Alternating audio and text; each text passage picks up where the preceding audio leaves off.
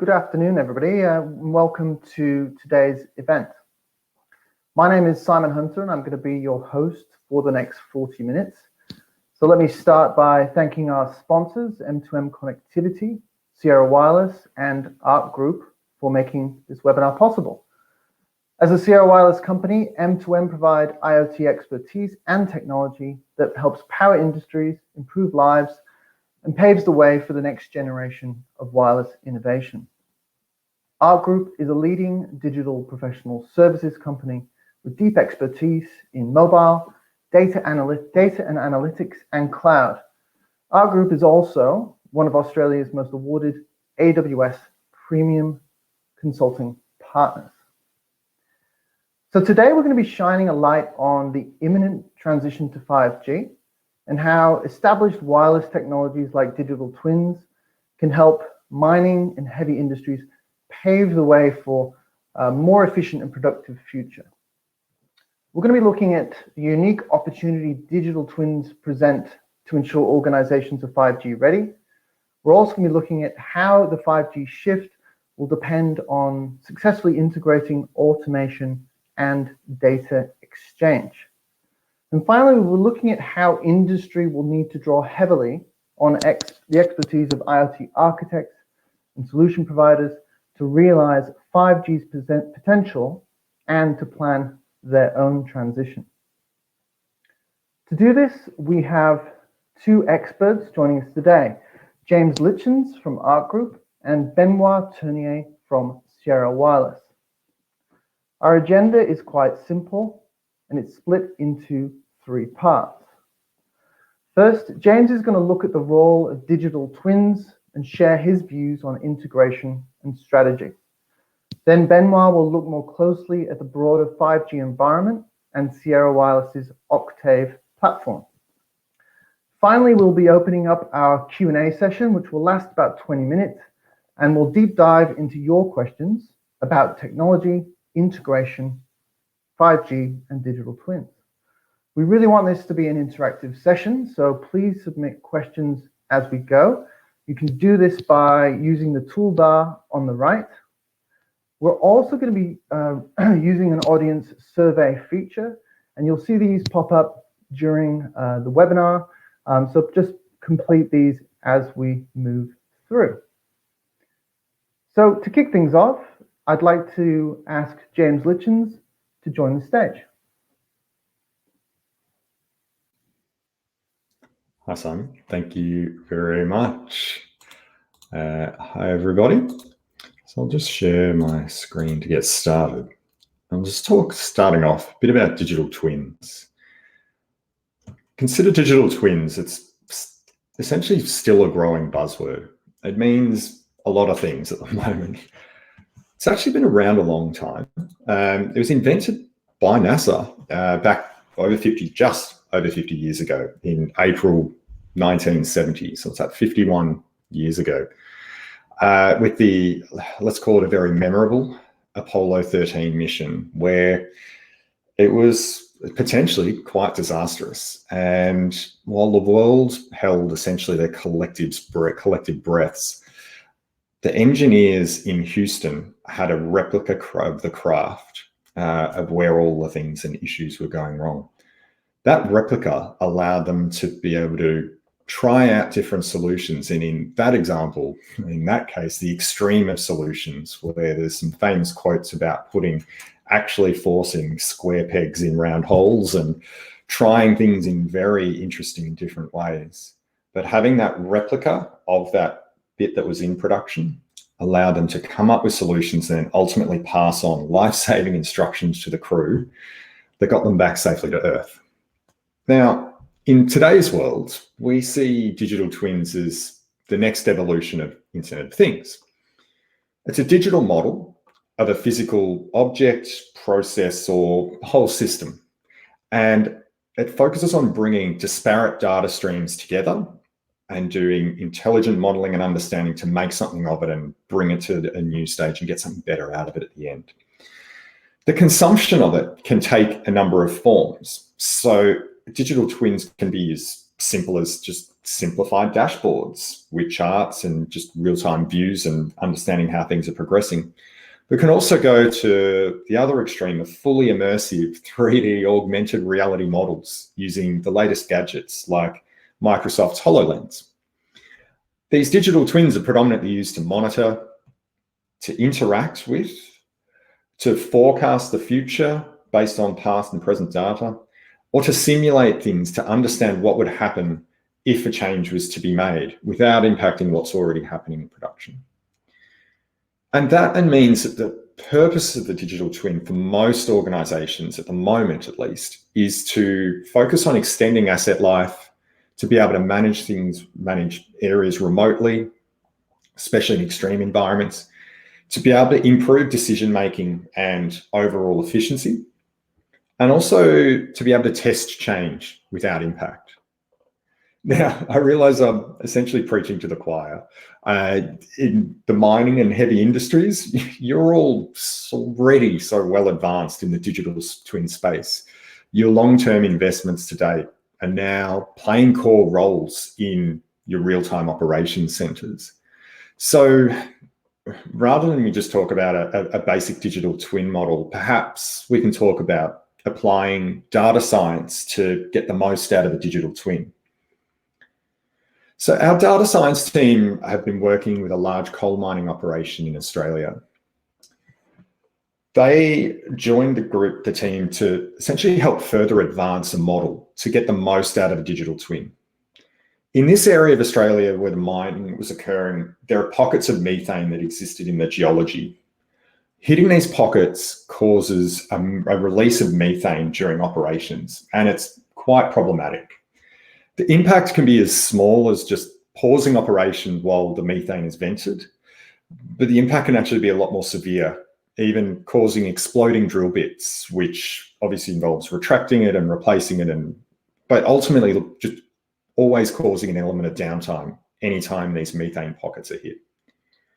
So the solution for this, or to solve this, the team expanded on the existing data set going into the digital twin, focusing on gathering and combining geospatial, geotechnical, operational, and IoT information. From that, then building a machine learning model to detect methane pockets in advance before they hit it and cause the release of methane. So this actually sits in the forecasting component of the digital twin and plays a role in the operational planning of the whole mine. So as an outcome, it's basically given the ability for the organization to preemptively manage methane pockets. It increases production uptime now that unplanned methane releases are avoided. And the lifespan of the drill bits are extended because there's less damage being caused to them. This is just one short example of the advanced stages of digital twin when combined with data science. And with that, I'll hand it back to Simon.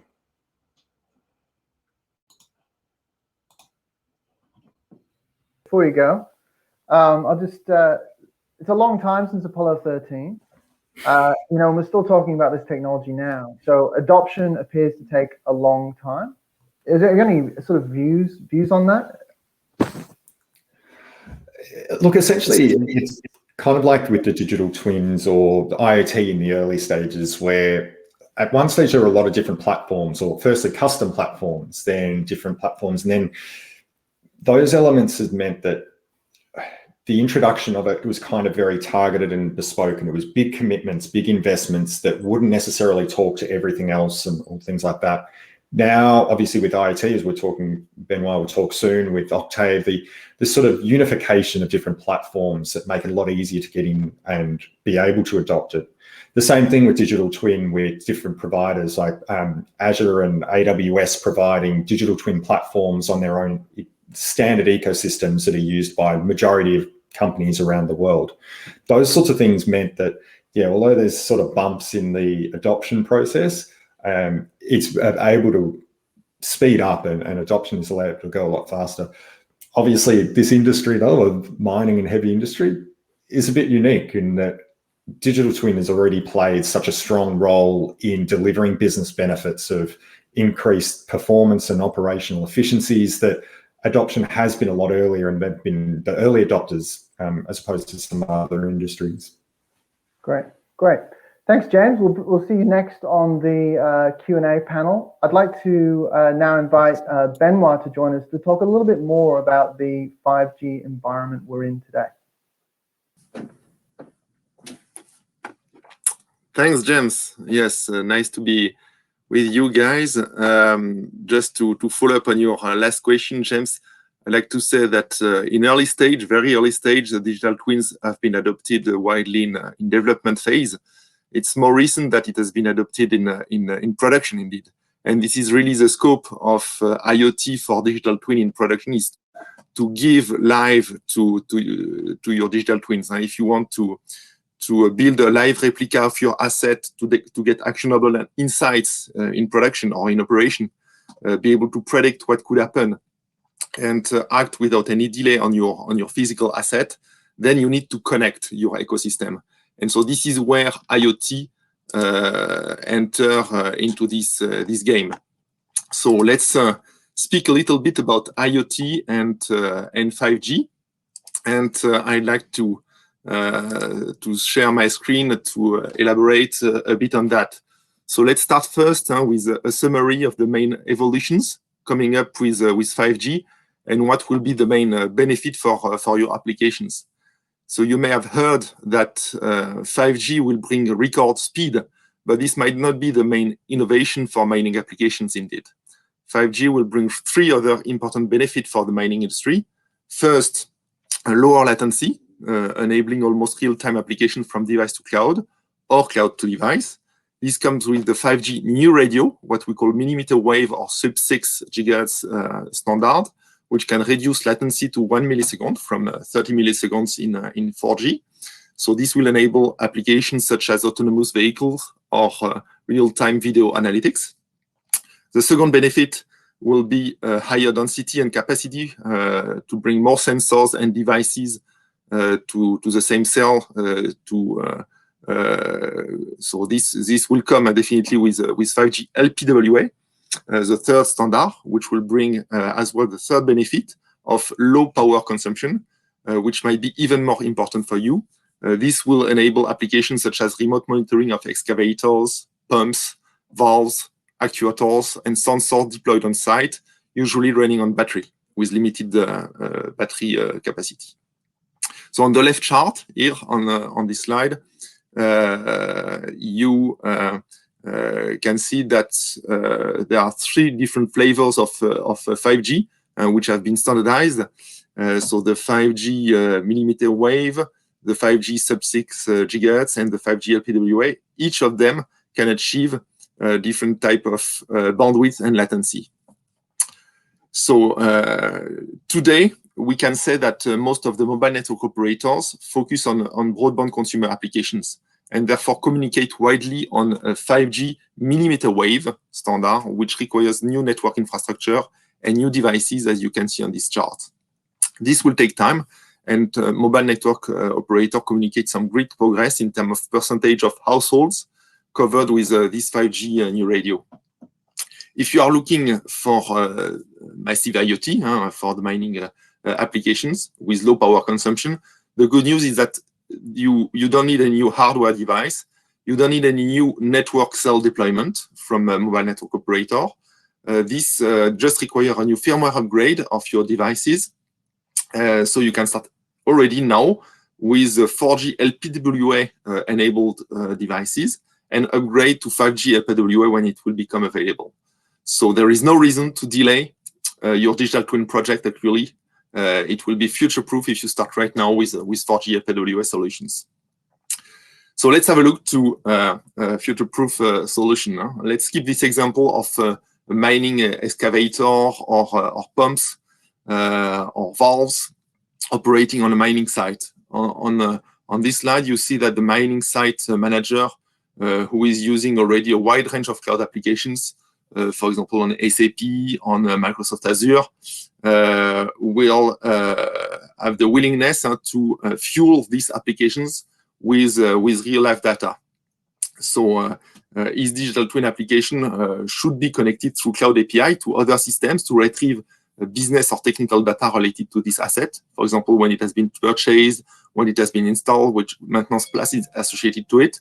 But the manager wants his digital twins to be a live replica of this physical asset. So for that, he needs to retrieve live data from the physical asset and be able to send command back to the asset in the field. But there is no simple API to connect the digital twin application from the cloud to the asset in the field.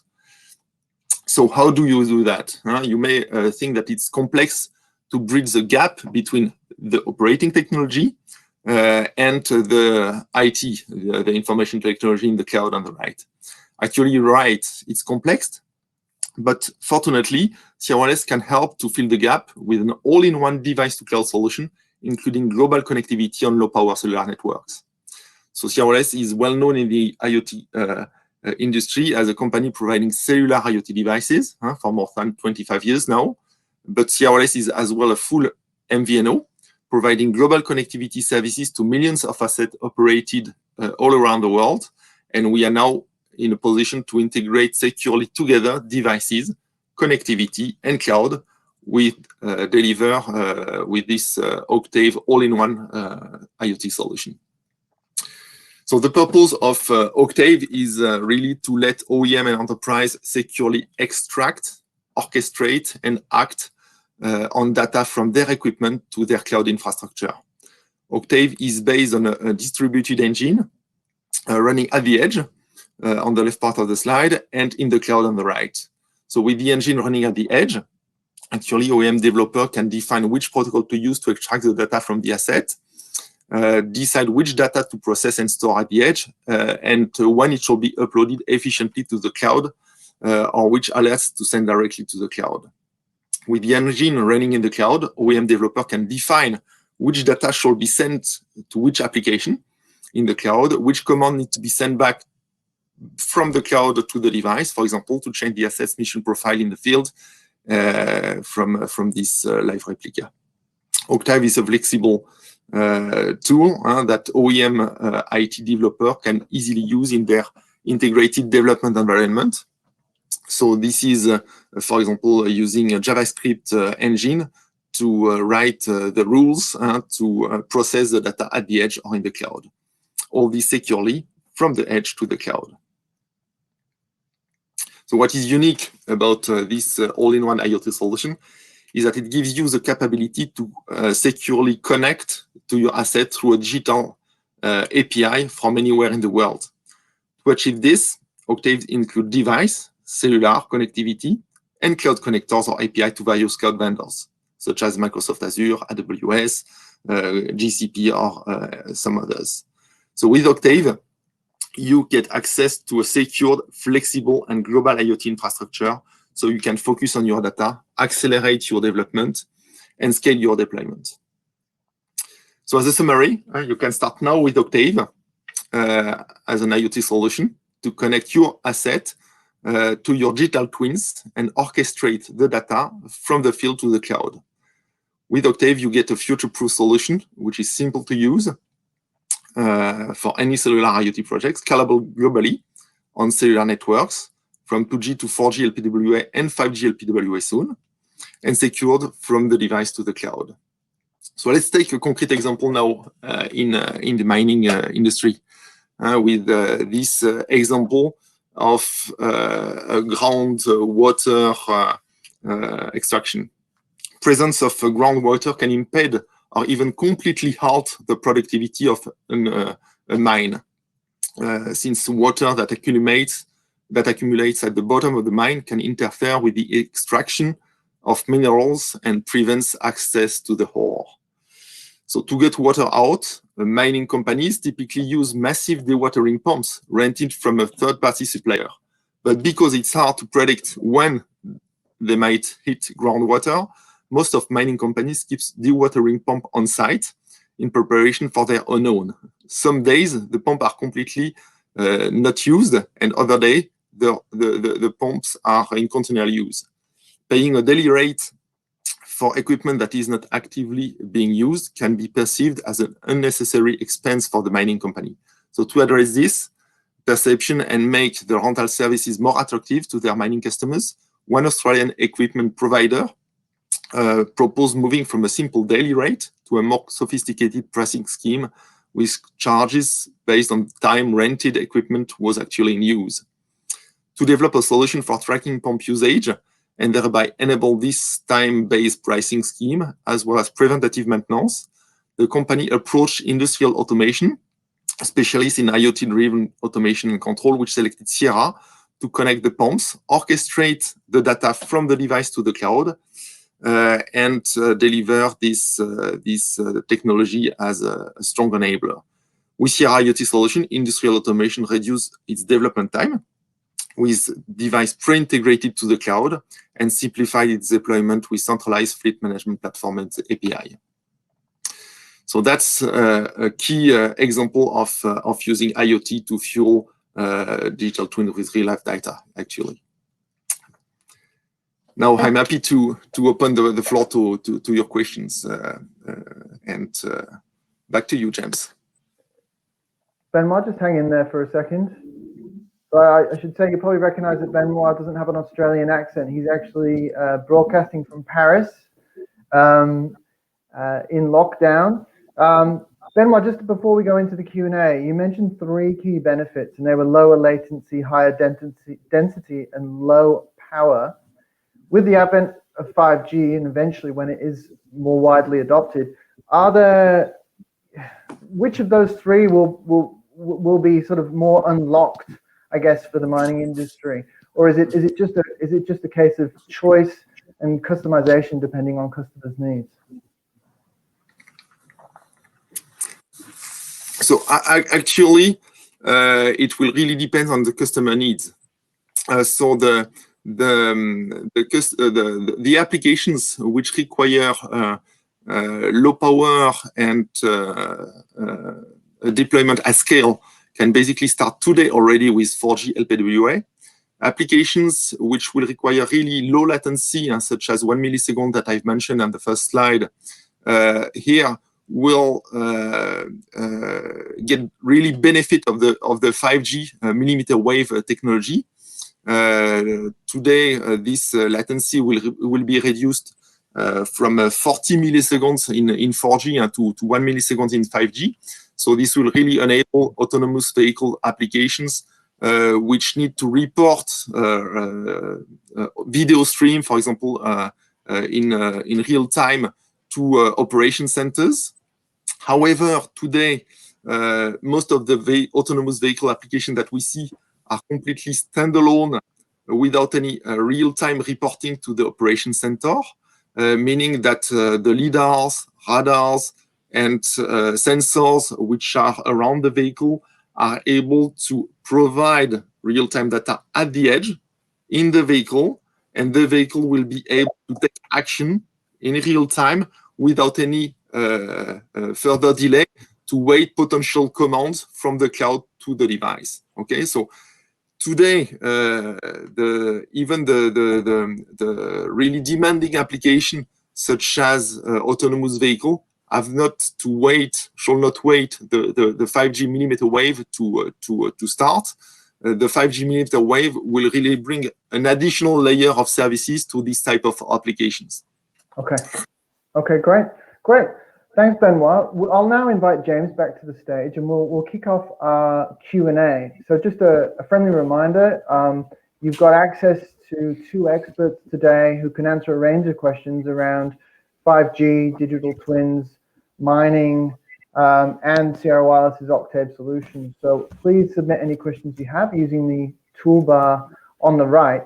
I guess one question just to kick off to James is, we've got a partnership here which brings together 3 companies, M2M Connectivity, Art Group, and Sierra Wireless.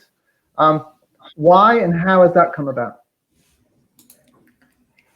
It's a great question. I mean, this essentially comes about from necessity. And I talk about necessity in the sense of trying to give the best outcome. We met each other as organizations earlier last year when we were both working on 2 different projects. And the expertise that I'll get Benoit to talk a little bit in a minute about the first stage of it, we have very differing expertises. And this is where it comes together and works really well.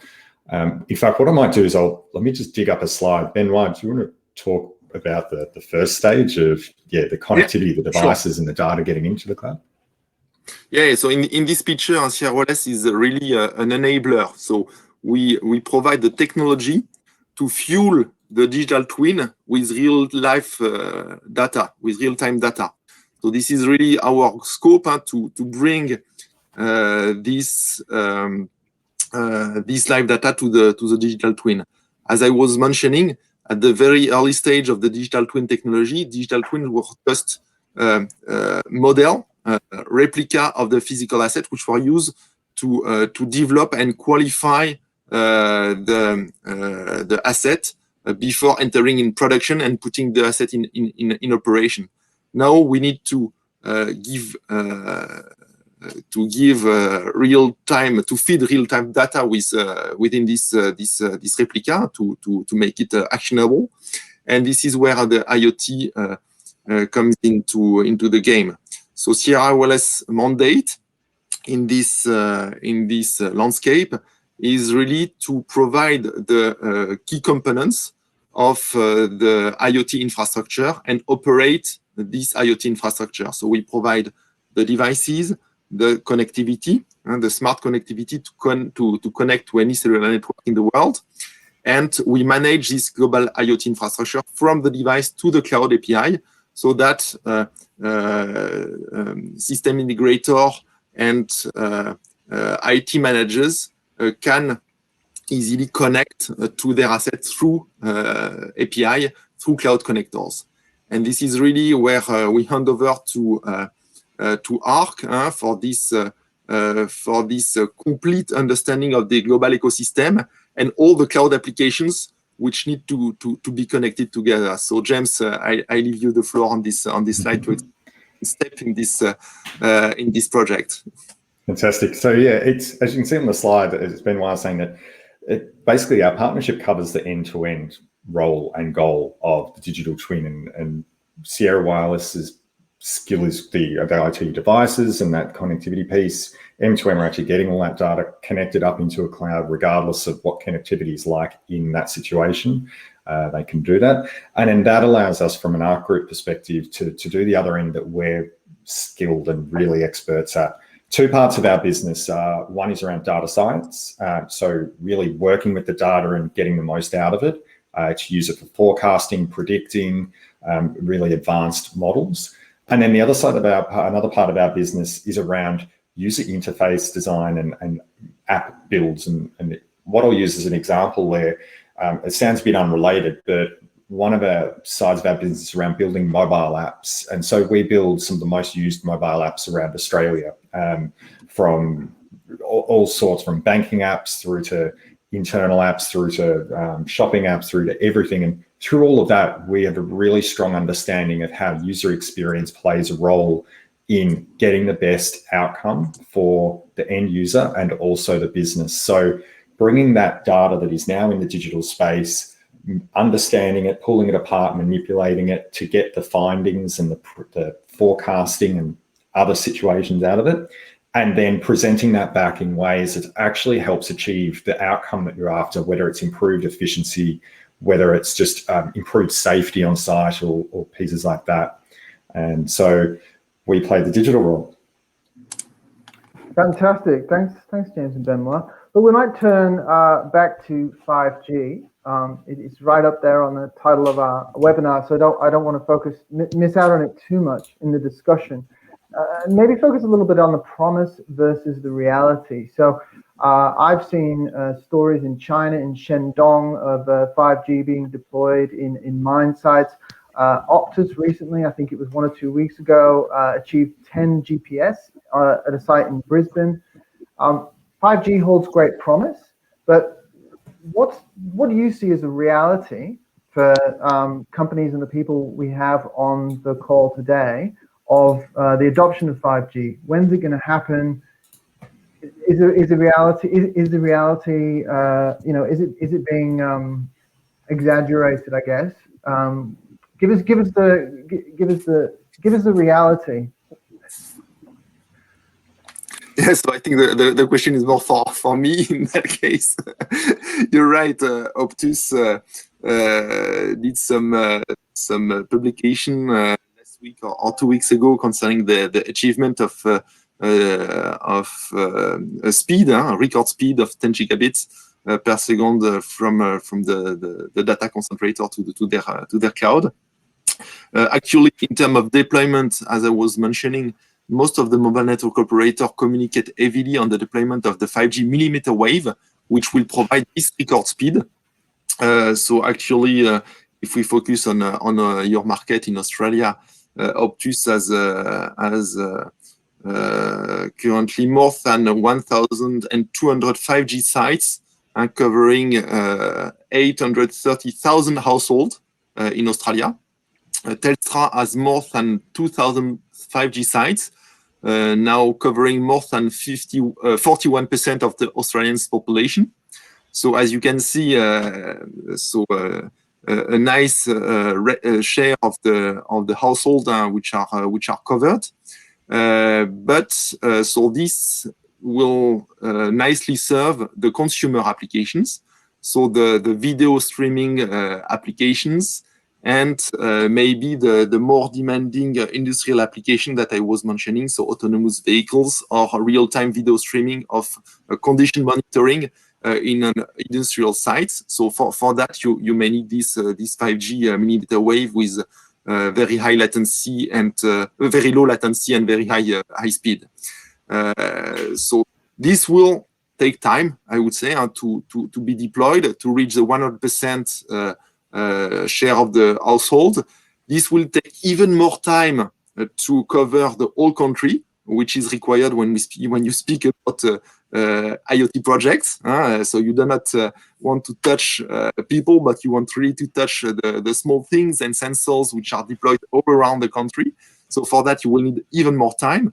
But the good news, as I was saying, that for that you not need the 5G millimeter wave, and for that you need the 5G LPWA, which provide extended coverage and connectivity to sensors at low power level. And so this will come in a smooth transition, since this is only a firmware update, which is required on the protocol stack, so on network side and device side from 4G LPWA. I've also heard of another partner of M2M actually working on basically a standalone 5G tower that, just to simplify it, is essentially like a trailer that you just back in and park, and then for areas where it's going to either be a long time or not covered by the major network operators, you can essentially install your own 5G network system. So that might also be a path that accelerates the timeline for areas where there's not necessarily going to be on the main flow of connectivity.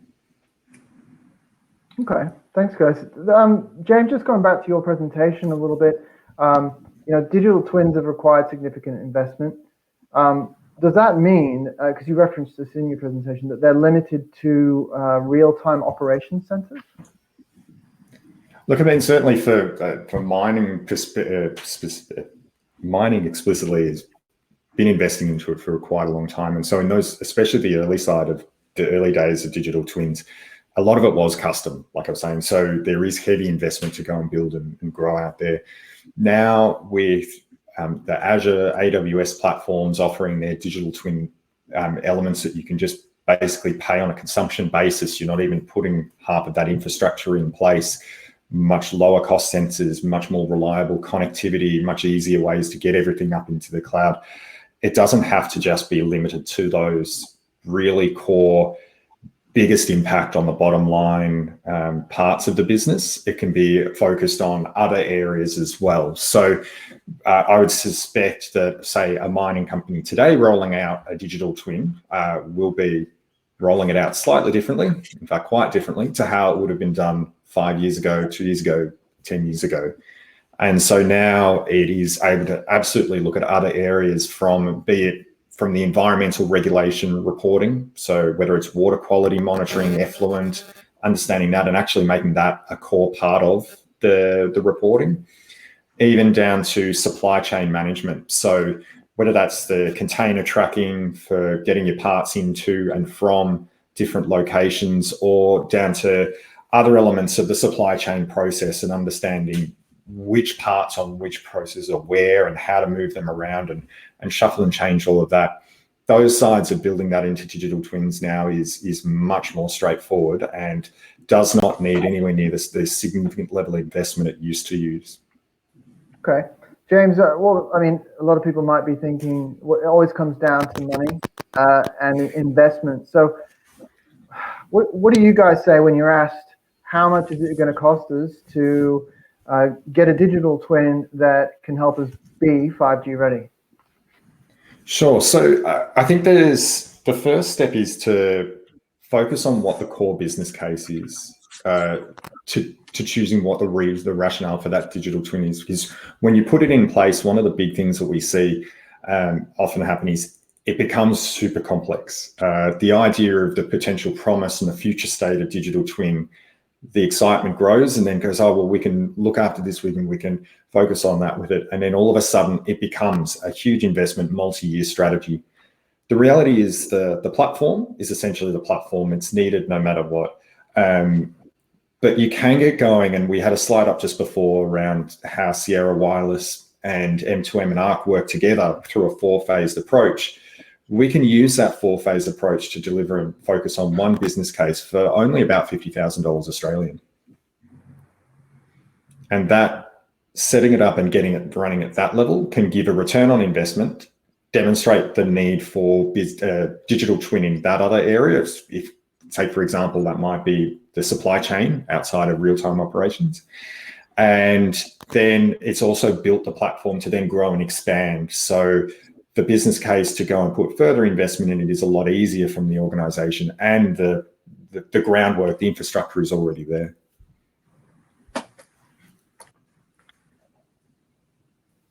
And in terms of operations, Octave is sold as with the SaaS model. So it's really a software as a service. So you don't have any upfront cost, I would say, to set up a device to cloud IoT infrastructure. So you get your device, which is ready to connect. As soon as you power the device, it's recognized on the cloud, and you can start playing with your digital replica of your asset, of your device from the cloud. So you don't have any upfront cost, which will be incurred. You just have the simple pay-per-use business model, which is based on messages with Octave. All the device to cloud infrastructure, the IoT infrastructure is sold as a service. Okay, great. So we had a question from the room, and they're considering a digital twin, but also thinking about the role of 5G and that coming into play. Can you share your views on any mistakes you see other people make that the people who've joined the webinar today could learn from? Sure. So, yeah, one I kind of hinted at before, because we do see it a bit, especially in other industries, is, that biting off more than you can chew. That what starts out as a focused project becomes too large and complex from an investment and change management perspective. So at the end of this, anything is possible. You can build whatever you want. We can build build the tallest buildings in the world, travel to the deepest depths of the ocean, essentially. But when you're talking about a business that needs to understand and make big changes, just as much of doing the project is one part, then there's the change management with everybody involved. And that can then become more confusing and become such a long process overall that it kind of loses its overall focus and loses its drive and sponsorship and progress in that regard. So that's why I said before, and the solution to that is really targeting one focused business case that then builds the platform, proves the technology, and then it allows for the growth. And then I suppose the other side of it from a 5G perspective, that Benoit, I'm sure you can add a bit to it. And as Benoit was talking in his presentation, with a lot of this at the moment, it's not that you've got to wait until 5G is in place. whether it's from the firmware upgrade that'll give most of the full 5G flavor, if we're not doing full autonomous vehicle control from remotely with full video streams and all of that side of things. Basically, if we're not trying to pilot the Apollo 23 back down to Earth remotely, then there's no need to sort of wait. You can start right now and then use the firmware upgrades, and then taking advantage of business models like this, where it's essentially the device is software as a service. So all the onus is now on another organization to make sure that everything in the line is brought up to speed along the way. So the risk is less with companies now. We're almost out of time, Benoit, but is there anything you wanted to add to that point? No, I think this is a very complete answer, James. With as you say, there is no need to wait to build this live replica of your asset. So let's run the business case all together, and let's use this ready-to-use IoT infrastructure to set up easily and quickly a proof of concept and prove the value of this IoT for digital twin to your business application. Excellent. Thanks, Benoit. A great pitch to end the webinar. So unfortunately, we're out of time, and that concludes the event for today. I hope you've enjoyed learning about the opportunities 5G and digital twins present for mining and heavy industries, plus the value Sierra Wireless's Octave platform combined with M2M and ARC's expertise offers. Thank you again to our experts and for your questions. For more information, please visit m2mconnectivity.com.au. Thank you. Thank you. Thanks a lot.